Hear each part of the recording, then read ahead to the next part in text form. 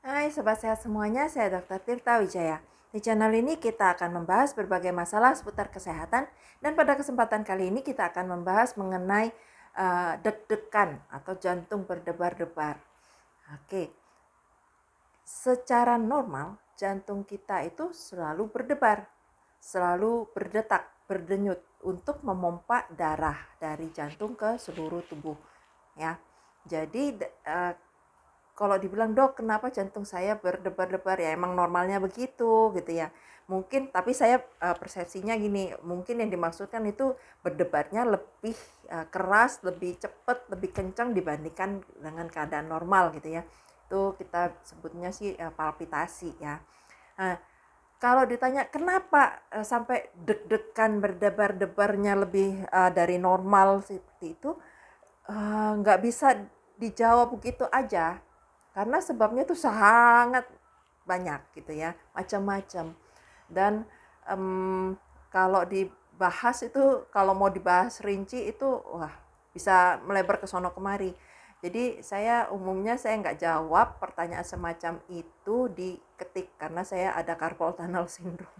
Nah, saya buat video ini akan saya bahas singkat aja, basicnya dulu. Mungkin kalau memang nggak dirasa kurang cukup gitu ya, akan saya buat di video lain yang lebih rinci. Karena memang terus terang banyak sekali kondisi penyakit atau hal yang bisa menyebabkan jantung berdebar, berdetak, berdenyut lebih dari normal gitu ya. Oke, untuk sobat sehat yang belum subscribe, kalau suka dengan info-info semacam ini, info kesehatan semacam ini, bolehlah sekarang subscribe, aktifkan notifikasinya. Ya, sekarang kita masuk ke bahasan ya. Oke, jadi jantung kita eh, itu kan berupa otot ya. Ototnya itu sebenarnya adalah otot seperti otot di istilahnya di apa, otot-otot di skeletal itu di tulang rangka gitu ya. Ini adalah otot lurik ya. Nah, sedangkan otot-otot di organ dalam itu yang otot di apa, saluran pencernaan, itu otot polos. Oke. Sedangkan jantung itu dia spesial. Ototnya itu kalau dilihat itu ototnya otot seperti otot lurik, tapi dia sifatnya, tingkahnya, perilakunya itu seperti otot polos gitu ya.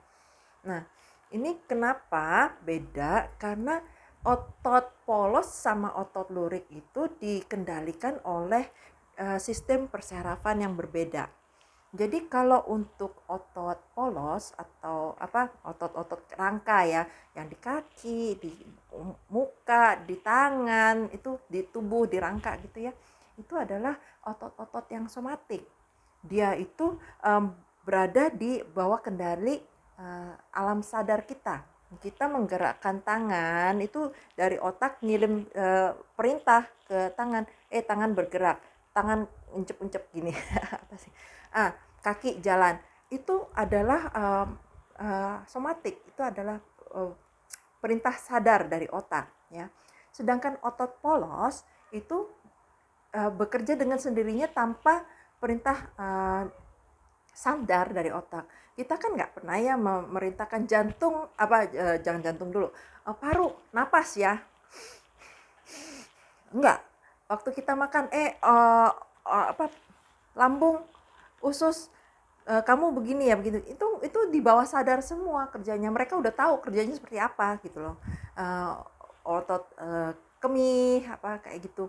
Jadi itu dua bagian yang berbeda dari sistem saraf perifer. Jadi saraf itu kan ada yang di pusat, ada yang di perifer. Perifer itu tepian gitu ya. Nah, jadi perifer itu dibagi dua, yang somatik sama yang otonomik. Otonomik itu di bawah sadar, otonom, dia jalan sendiri otomatis gitu ya. Nah, untuk yang otonom itu yang ya seperti yang saya sebutkan tadi, jantung, saluran cerna, kemih,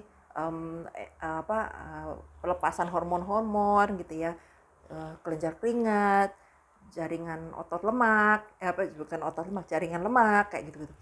Nah, untuk yang otonomik sendiri itu dibagi dua lagi.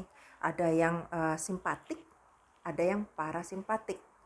Nah, fungsinya, kerjanya si simpatik dan parasimpatik ini agak beda. Dia bukan agak beda, malah boleh dibilang berlawanan ya. Kalau simpatik menciutkan, parasimpatik merelaksasi gitu ya. Kalau simpatiknya merelaksasi, simpatiknya menciutkan, tergantung bagian organnya di mana gitu ya. Jadi itu terbalik. Nah, kenapa saya bahas ini? Karena si simpatik parasimpatik ini berperan pada si detak jantung, oke ya. Karena jantung seperti kita tahu nggak kita atur. Ada ke kondisi-kondisi tertentu yang bikin jantung pok pok pok pok pok pok. Itu bukannya kita mau jantung deg-degan dong, nggak gitu. Itu dia termasuk yang di syaraf otonom. Oke. Nah, sekarang yang saya bahas adalah yang bukan penyakit ya.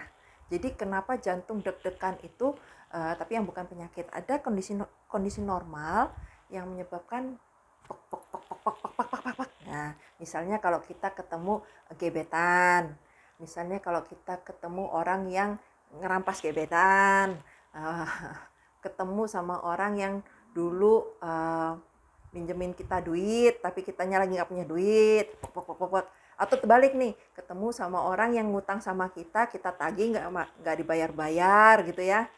Nah, itu kalau di istilahnya itu kita sebutnya fight, flight, fright response.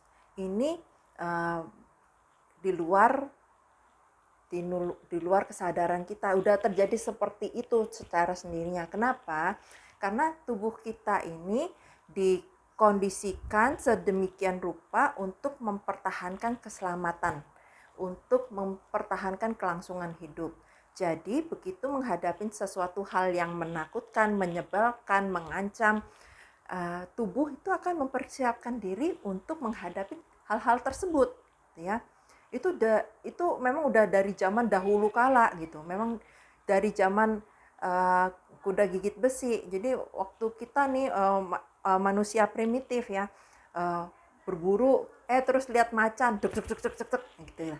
Itu seperti itu, ada fungsinya. Jadi waktu kita menghadapi hal-hal yang mengancam, yang menakutkan, yang menyebalkan gitu ya, jantung kita akan berdetak lebih keras, lebih cepat, lebih kencang untuk memompa lebih banyak darah. Ya, memompa lebih banyak darah ke bagian-bagian tubuh yang memerlukan. Enggak semua bagian tubuh memerlukan. Misalnya nih waktu kita menghadapi ancaman gitu ya, yang perlu itu apa? Yang bagian yang perlu darah. Darah itu kita bayangkan seperti bensin ya, bahan bakar. Jadi waktu menghadapi ancaman, bagian-bagian yang perlu darah itu adalah panca indera.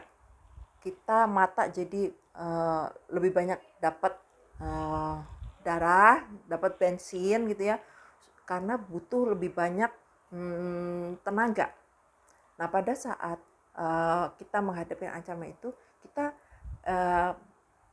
penglihatan jadi lebih tajam, pendengaran jadi lebih tajam, penghidup itu senses kita itu panca indera kita itu jadi lebih tajam. Satu. Terus yang kedua, otak tuh dapat banyak aliran darah. Terus yang nggak kalah pentingnya adalah otot-otot. Jadi respon flight itu respon lari atau berantem gitu ya, melawan, atau ketakutan freeze, dia mematung gitu ya. Nah, pada saat kita lari, pada saat kita berantem melawan, itu kan butuh gerakan otot yang sangat banyak gitu ya, yang bertenaga kuat. Nah, itu tubuh kita mempersiapkan kondisi semacam itu. Meskipun kita belum benar-benar lari, belum benar-benar berantem gitu ya, tapi jantung udah mompa, lari ke otot-otot kerangka. Jadi kalau kita berantem itu udah siap gitu ya. Nah, udah gitu, kalau kita gerakannya nanti banyak gitu ya, berantem atau lari gitu kan, itu kan nanti suhu tubuh naik. Suhu tubuh naik, tubuh mempersiapkan untuk menurunkan suhu tubuh dengan berkeringat. Jadi kadang keluar juga keringat dingin, gitu ya.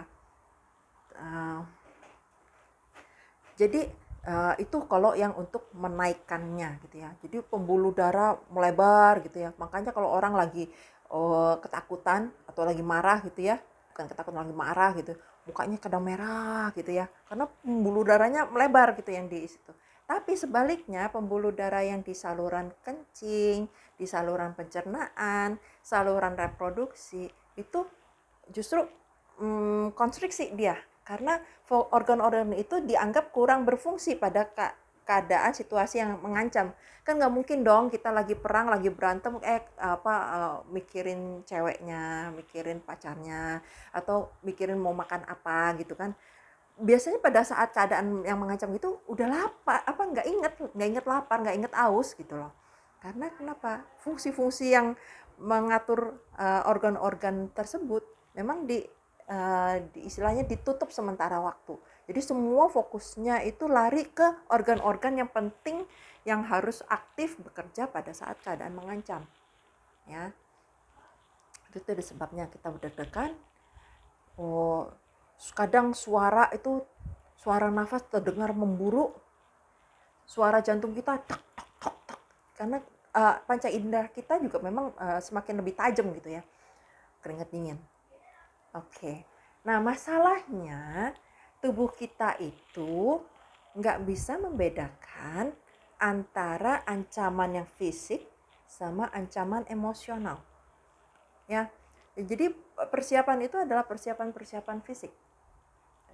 Menghadapin beruang, menghadapin harimau, menghadapin musuh yang bawa pedang gitu ya.